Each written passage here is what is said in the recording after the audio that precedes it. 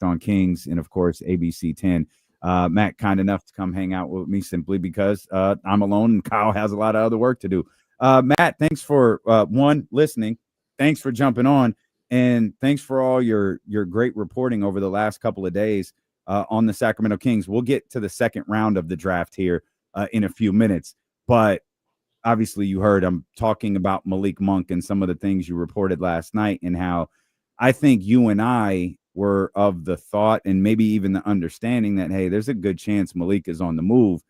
And you told us last night that, yeah, that might be a little bit more harder in execution than it is in theory.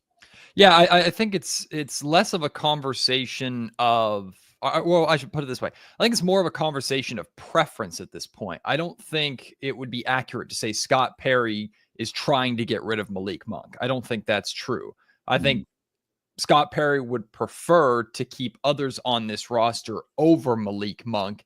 And as we all can assess, somebody's got to go or something's got to change. It feels like it, yeah. Right, and it just seems like as of now, Malik is the most likely guy to be that change or to facilitate that change. However, like you alluded to, like it takes two to tango, right? And this is surprising for me to hear, and I think it's surprising for some people, maybe even in the Kings organization, to understand, because we've seen how effective of a player Malik Monk has been over the last 3 seasons in Sacramento.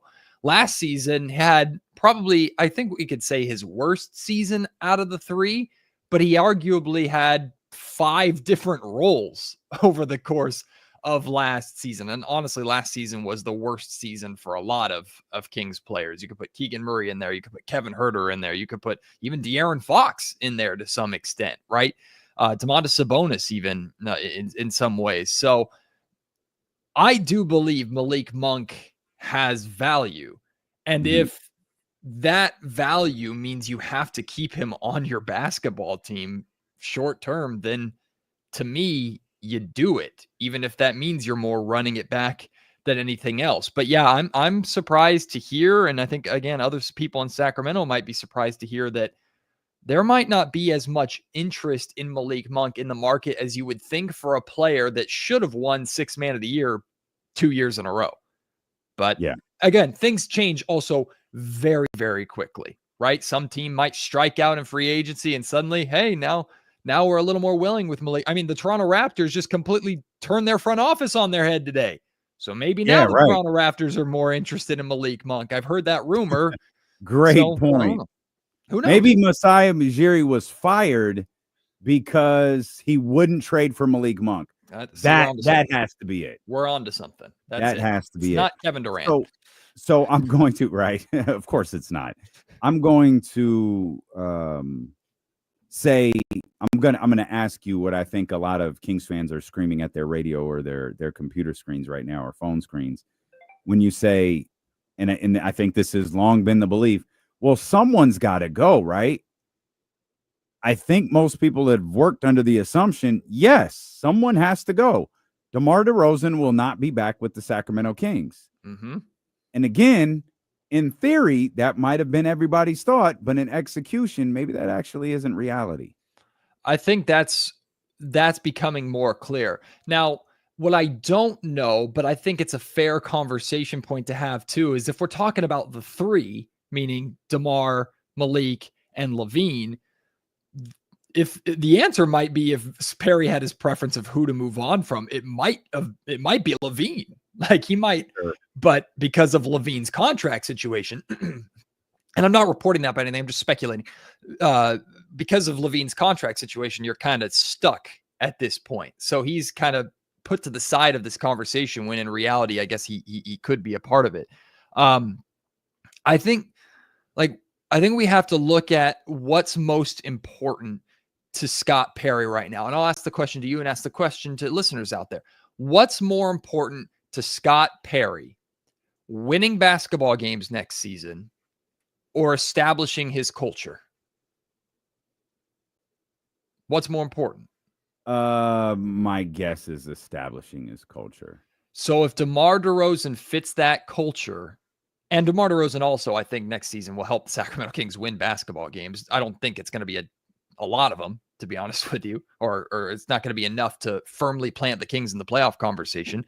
But I think DeMar DeRozan fits the identity and the culture that Scott Perry is trying to establish and build here in Sacramento, and to some extent, Doug Christie too. He might fit that more than Malik does, and that might be why he's the preference. He's a veteran. He's someone that you don't think Nick Clifford is going to be very excited to play with. Nick Clifford, apparently, I learned this today, Nick Clifford has a Joker tattoo because his alter ego on the court is Joker. Well, DeMar DeRozan has a fat Joker tattoo on his shoulder. And I know James and Kyle spoke with I don't want to butcher his last name. I'm going to mess it up. No, I had it earlier. I have to look at it to say it phonetically or say it the right way. We'll just say coach. Yeah. I mean, and I did an interview with him on Locked On Kings too. And he told me about that Joker thing. He also told me, like, I told Neek when he was drafted, DeMar is the first guy you got to talk to.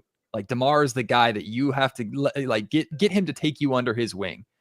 So that might be more valuable to have in your organization right now for Scott Perry, who's looking more long-term than next season, than Malik Monk at this point. Yeah. And that's understandable. Yeah. I think you posed a really great question right there about what would Scott Perry prefer next year, winning basketball games or establishing his culture.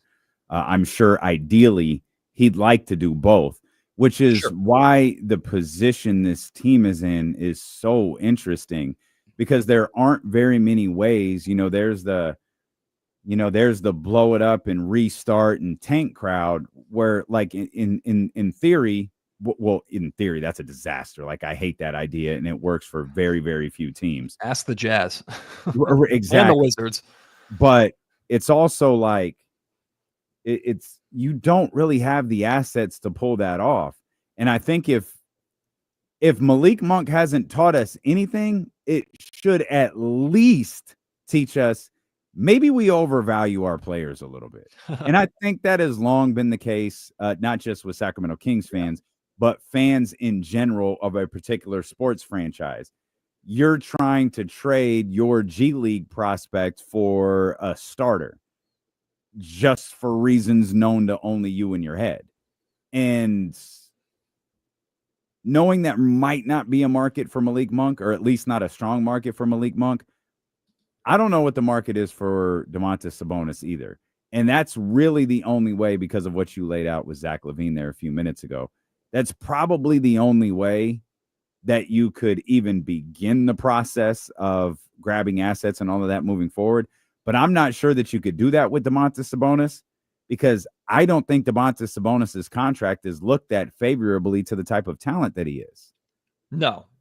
Yeah, I don't think Sabonis's contract, I don't know if it's going to be looked at the same way the league looks at LaVine's contract, but I think you're closer to that than you are to a good deal, right? Like, I think the general consensus around the league is Domantas Sabonis is a very, very, very good basketball player. He is one of the best centers in the NBA, but you are paying a man superstar money, max money, who doesn't have a first or sometimes even second instinct to go out and score the basketball for you, and is limited on how you, I have a banner flying in front of my camera, is limited on how you can build around him. Like, you have to build around Domantas Sabonis very specifically. Now, I still think Domantas Sabonis is a fantastic basketball player. I do think you can absolutely win with Domantas Sabonis on your roster. And I've gotten indications that maybe Scott Perry does feel the same way. Like, I think Scott Perry really likes DeMar and really likes Domas.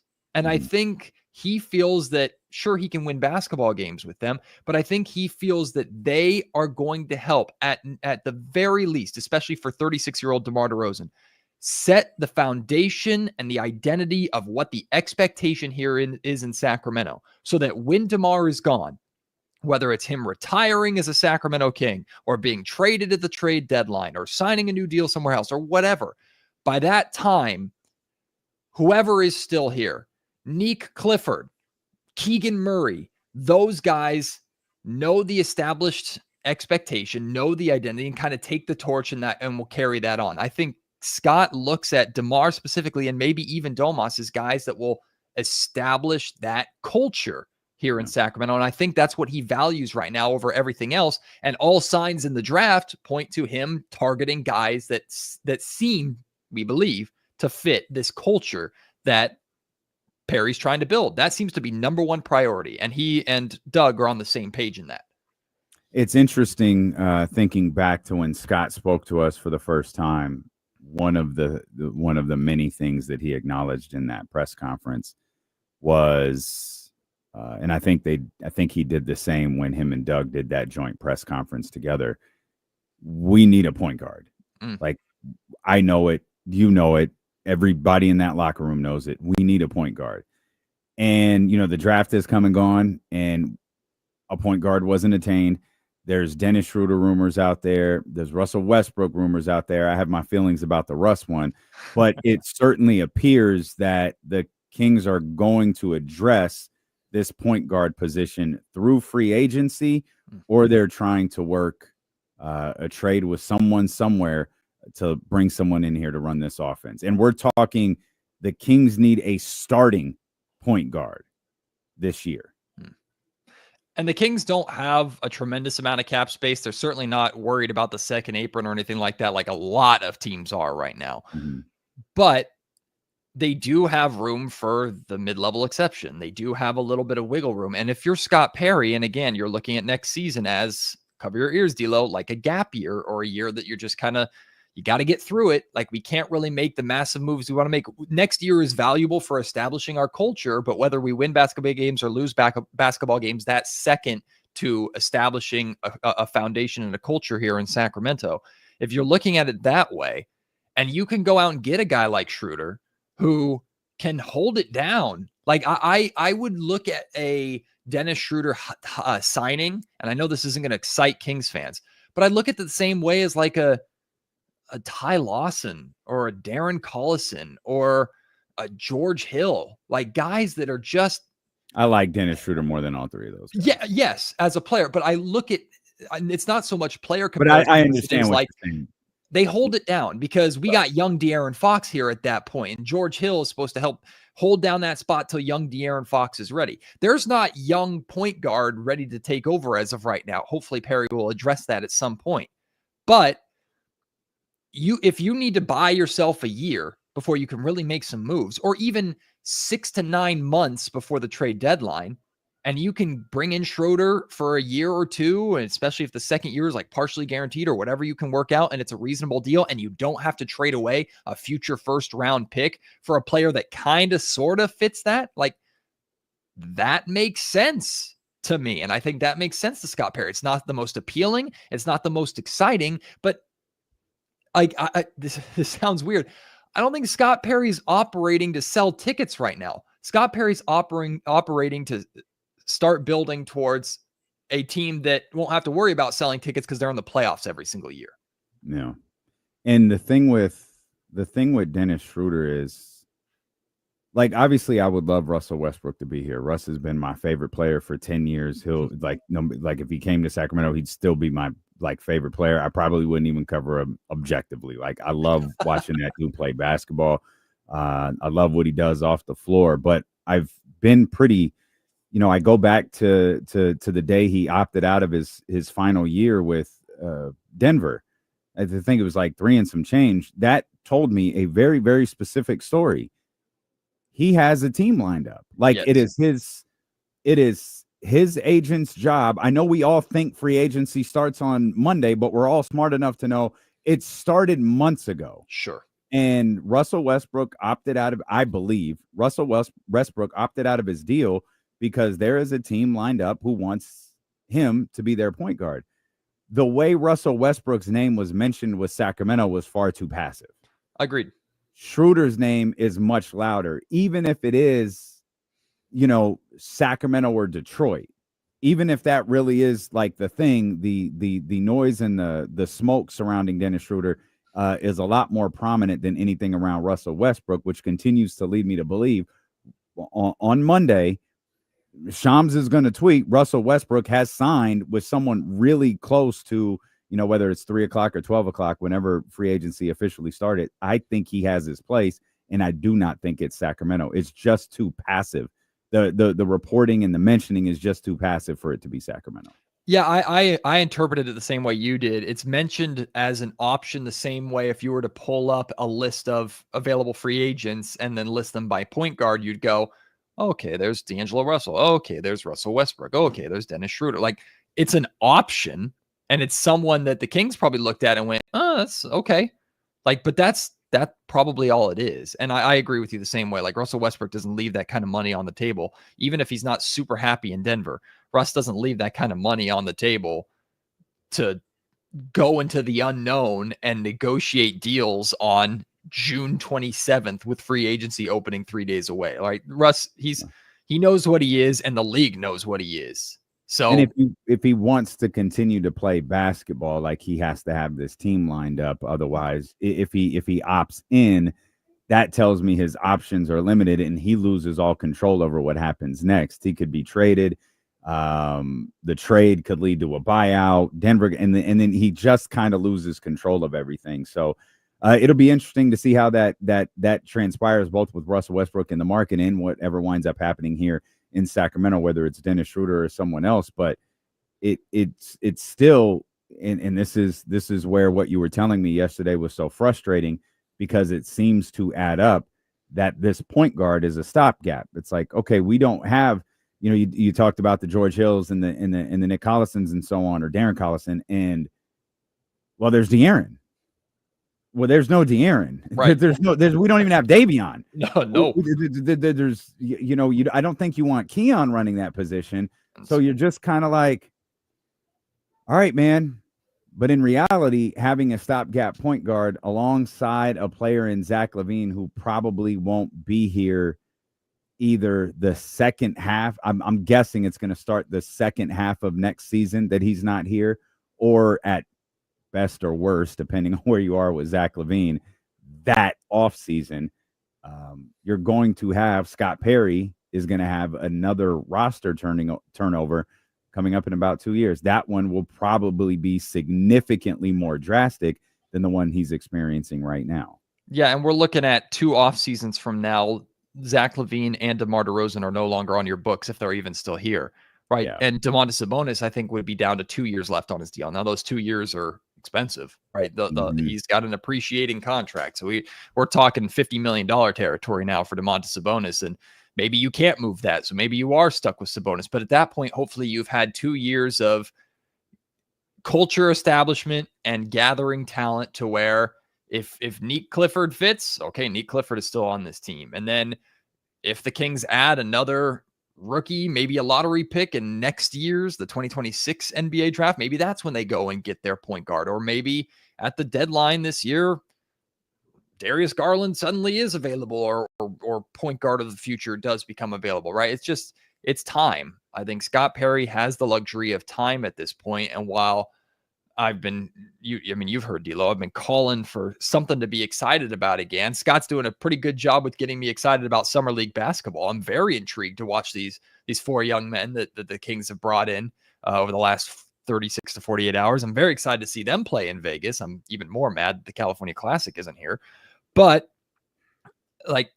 that's just a start. And next season's, I don't think, going to be very appealing. I don't think next season's going to be a lot of fun. I think the Kings will be just mid. But if Scott Perry has to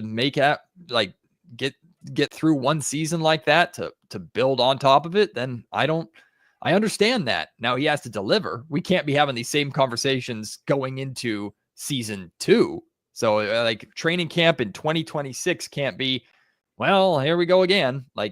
If this season's he only gets one, right? You only get one gap year. You're not going to spread it out 2 or 3 years unless you're totally rebuilding. And like we pretty much know here in Sacramento, that's not really an option. That's not really a path. And I don't think Perry's interested in that at all either. And the truth is, unless Scott puts the right pieces in place right now, that rebuild that everyone's asking for probably is coming up. Yeah. It's just a few years away. Right. He has to have the pieces in place now to avoid that, which I'm certain is something he wants to do. But he did very openly in front of all of us discuss building a sustainable winner, not a team that makes the playoffs for 1 year and then falls off the face of the earth. He talked about building a sustainable winner and a team that can be good for a long time. And, you know, the process for that starts. It started yesterday or 2 days ago. It started with the drafting of Nick Clifford, and then it takes us into the second round, Matt, which is where we'll go right now. Obviously, this is the other part of what you've been covering, both for Locked On Kings and ABC 10 over the last couple of days. It felt like a pretty quiet second round. Obviously, there was a lot of in-draft movement around the league, but the Sacramento Kings were slotted there at 42. They selected at 42, and they got a big 7-footer out of Stanford by way of I think was it France? Yeah, Paris, France. It's got people wondering what might be ahead for this Kings roster.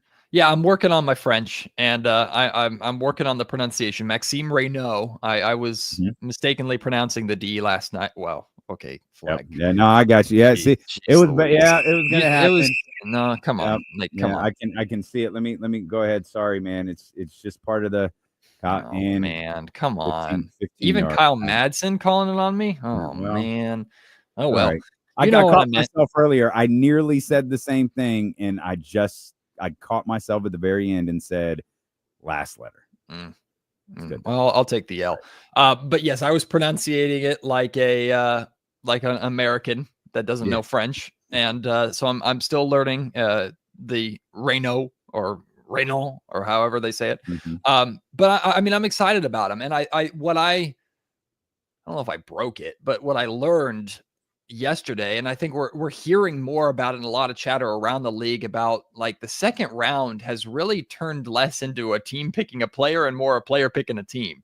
Sure. Right? Because in the first round, especially in the lottery, where you go, you want to get picked as high as possible because you get a fat paycheck, right? The difference between the second overall pick and the 8th overall pick financially is massive. And a lottery pick compared to a pick like 24 is massive. But in the second round, like, if you're a second rounder, what you're hoping for is a real opportunity, a real shot to then become the player that everybody goes 5 years later. How the heck did he go to the second round? What was everybody thinking? You want your opportunity to prove that.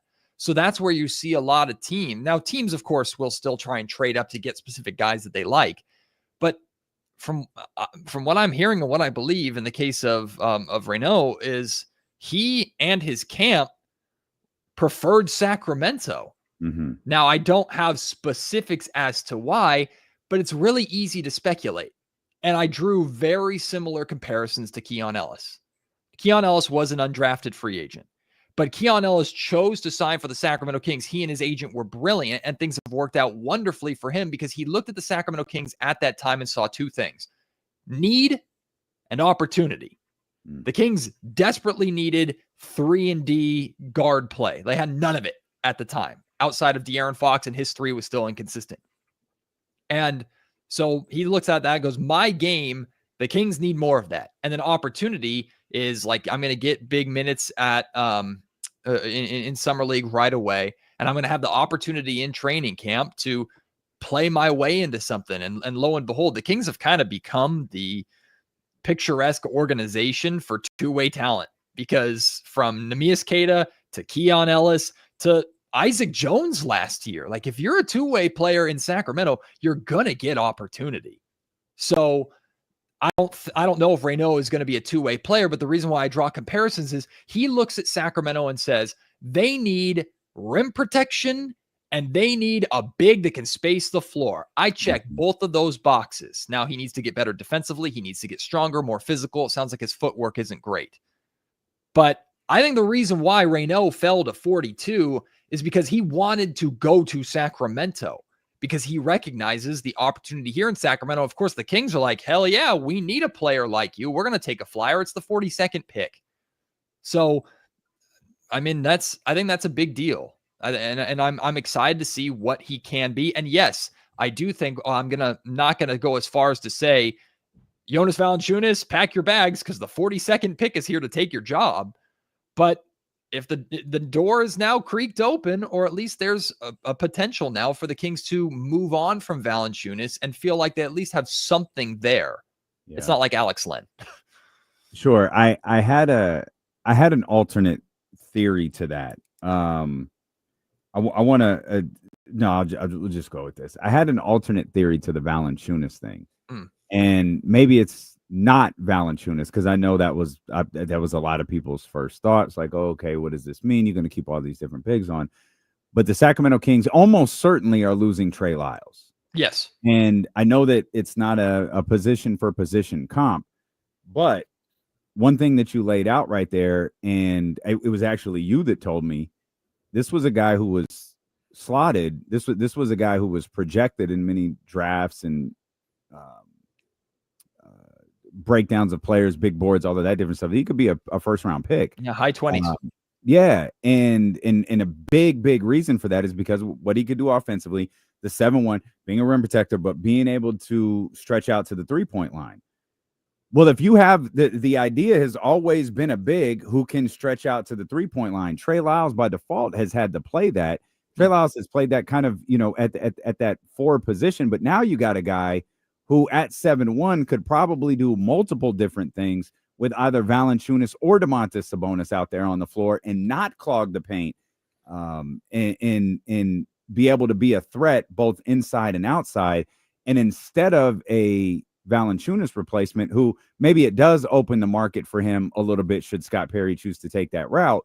If he doesn't, well, now you have a guy who is bigger than Trey Lyles, can potentially shoot the way that Trey Lyles does, and can create a very different type of dynamic out on the floor if he's playing alongside Domantas Sabonis. Yeah, I think that's a great theory and great point by you too, because I do believe Trey Lyles is gone, and it's not because I know anything about how Scott Perry feels about Trey Lyles. I just think about why and when Trey Lyles re-signed and signed that 2-year extension. Remember, it was after the playoff year, and he takes the podium in his end of the year press conference, his exit interview, says, I want to be back here, right? Because the Kings are building something. The Beam team is born. I feel like I found a home. Over the 2 years since then that he was here, one, he was never really consistent enough. Poor guy got banged up left and right just with these little injuries and things like that made him miss time in training camp. And he was inconsistent on the court. His role was inconsistent and his health was inconsistent. And it kind of resulted in it being kind of a meh 2 years. And also over the course of those 2 years, the guys that we believe he was close with are gone, like especially De'Aaron Fox. I know Trey Lyles had a good relationship with De'Aaron Fox. So I think it's the writing's on the wall for the Kings are going to move in a different direction. Trey's going to move in a different direction. I wish him the best of luck because I love Trey a lot. I think Trey's a fantastic guy. So yeah, it would make a lot of sense that banner is beating your ass. For the people that are watching the show, this banner is about fed up with Matt George and all of his stupid podcasts. It is I have the fan on and it's blowing in the wind, and it's a really nerdy Lord of the Rings banner that I'm very proud of. So I'm not taking it down. Nor should you. Yeah, I embrace who I am. Look, it's really great too when I have like a college level coach from Colorado State and they think they're doing an interview with a TV personality and they see Dungeons and Dragons books and a Lord of the Rings painting. I'm like, where the hell am I? I didn't even think of that. That's actually pretty funny. I cover the King. My man, Ali Farouk Manesh is his name. Yeah. Coach Farouk Manesh logs on. Is like, oh, sorry, man, I must have the wrong link. I don't know what this is. Welcome to D&D Anonymous. Regardless, I think your theory makes a lot of sense. The reason why I think Jonas Valanciunas though could be there is what did I do? Oh, you've been thrown out for that one, buddy. What did I do?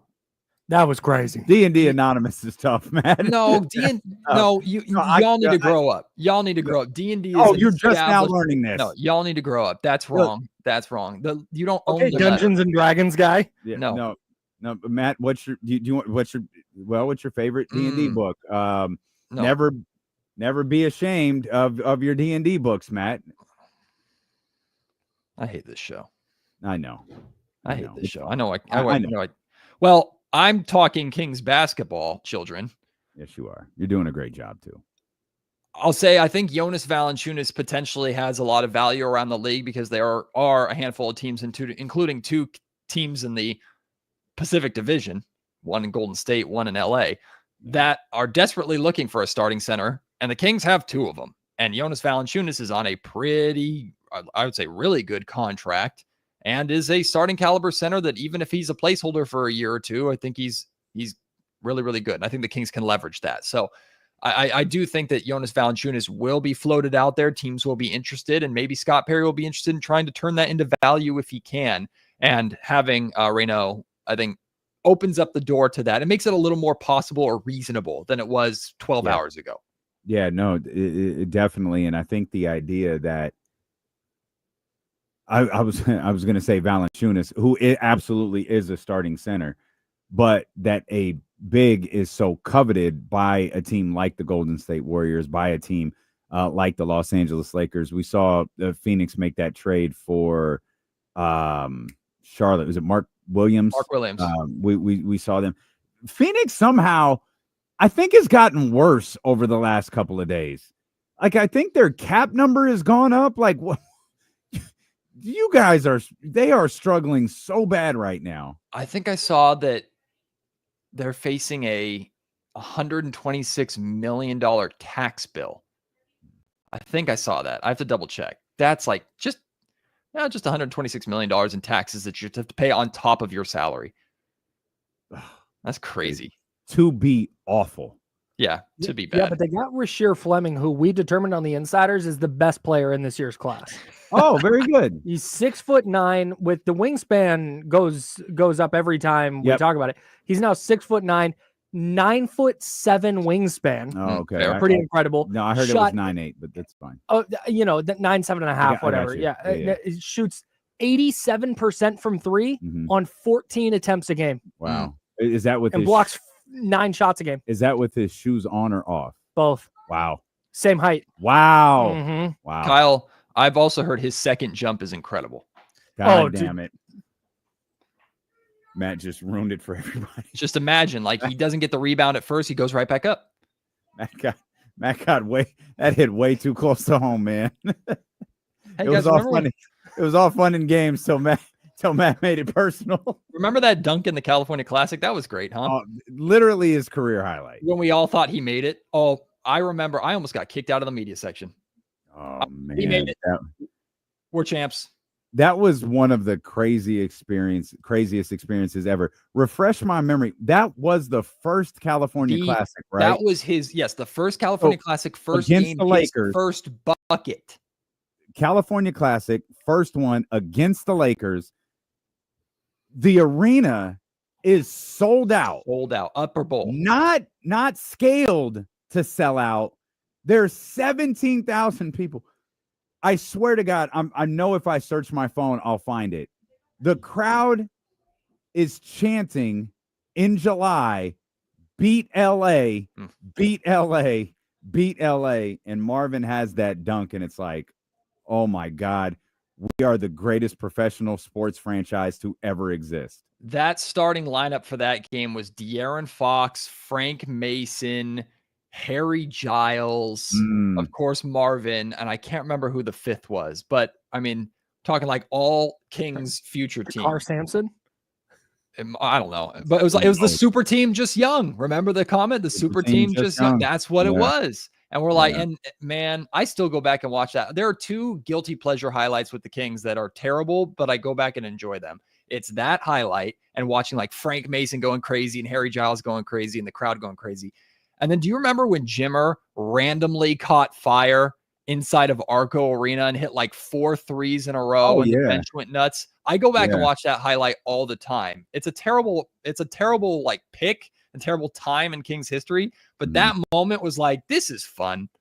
It just speaks to how great like Kings fans are, because there was that moment at the California Classic.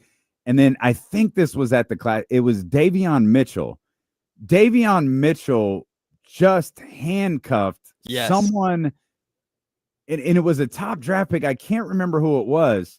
Just handcuffed him at half court, stole the ball. The crowd lost. They hadn't seen defense in 8 years.